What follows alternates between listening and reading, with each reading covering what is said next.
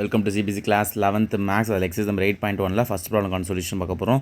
So இதான் நீங்கள் channel first time பார்க்கலாம், நிறைய டைம் பார்க்கலாம், சப்ஸ்கிரைப் பண்ண பார்க்கலாம், தப்பு பண்ணாங்க சப்ஸ்கிரைப் பண்ணிட்டு பக்கத்தில் பெல் ஐக்கனை கிளிக் பண்ணிட்டு பாருங்க. இங்கே solution write the first 5 terms of the sequence. ஒரு சீக்வன்ஸோட ஃபஸ்ட்டு 5 டேர்ம்ஸ் கேட்குறாங்க. இங்கே பாருங்களேன், இது வந்து இதுக்கு பேர் nth டேர்ம். அவங்களே சொல்லிட்டாங்க nth டேர்ம்ஸ் ஆர், அதாவது nth டேர்ம்னா இப்போ n-க்கு 1 போட்டால் நமக்கு கிடைக்கிறது ஃபஸ்ட்டு டேர்ம், n-க்கு 2 போட்டால் நமக்கு கிடைக்கிறது second term.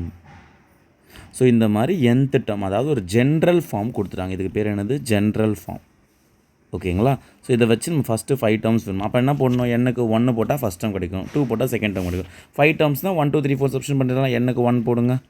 So a1 equal to 1 into 1 + 2. எங்கெல்லாம் n இருக்கோ அங்கெல்லாம் 1 போட்டுக்கணும். ஸோ 1 இன்ட்டு 1 + 2 என்னப்பா? 3. 1 இன்ட்டு 3 3 முடிஞ்சிச்சு. Okay, 1 into 3 3. நெக்ஸ்ட் n-க்கு 2 போட்டால் என்ன வரும்? a2.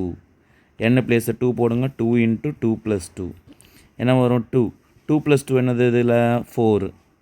2 4s are 8. நெக்ஸ்ட்டு n-க்கு 3 போடுங்க. So a3 is equal to 3 into 3 + 2. So என்ன வரும்? 3 இன்ட்டு 3 + 2 எவ்வளோ? 5. 3 5s are 15. n பிளேஸில் 4 போடுங்க. a4 equal to 4 into 4 + 2.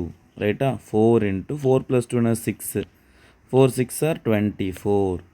Next n பிளேஸில் 5 போடுங்க. a5 is equal to 5 into 5 + 2. 5 into 5 + 2 என்னப்பா? 7. 5 7s are 35. அவ்வளோதான். 5 டேர்ம் கண்டுபிடிச்சிட்டாங்க. கண்டுபிடிச்சி இப்போ 5 டேர்ம் சீக்வன்ஸாக எழுதிக்கலாங்க. பாருங்கள் அழகாக 3, 8, 15, 24, 35. ஸோ ஃபஸ்ட்டு 5 டேர்ம்ஸ் ஆர் இப்படி எழுதுனா நம்மளது மிஸ்டேக் யாராலையும் கண்டுபிடிக்க முடியாது. ஓகேவா? ஸோ இதோட இந்த வீடியோ முடிஞ்சு நெக்ஸ்ட்